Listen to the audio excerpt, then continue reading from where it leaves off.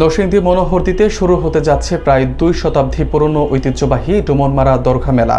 প্রতি বছরের মতো এবারও উরস মোবারককে কেন্দ্র করে এলাকায় উৎসব মুখর পরিবেশ বিরাজ করছে।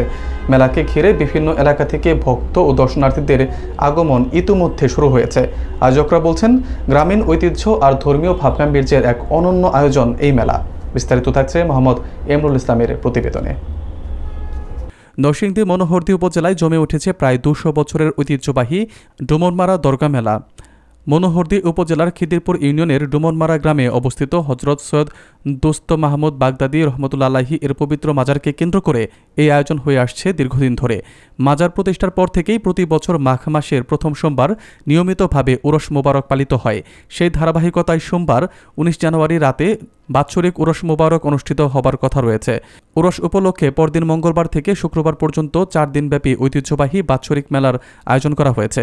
সরেজমিনে দেখা গেছে, মেলাকে কেন্দ্র করে ইতিমধ্যে বিভিন্ন অঞ্চল থেকে ভক্তবৃন্দ ও দর্শনার্থীরা মাজারে ভিড় জমাচ্ছেন। মেলা প্রাঙ্গণে বসেছে খেলনা, মিষ্টান্ন, লোকজ পণ্য সহ নানা ধরনের দোকানপাট। মেলা আয়োজক ও পরিচালনা কমিটির সদস্যদের মতে, ডুমনমারা দরগা মেলা শুধু ধর্মীয় আয়োজন নয়, এটি গ্রামীণ সংস্কৃতি ও ঐতিহ্যের এক বড় মিলন মেলা। তারা আশা প্রকাশ করেন, এবারের মেলাও সব বয়সী মানুষের জন্য বাড়তি আনন্দ ও আকর্ষণ নিয়ে আসবে।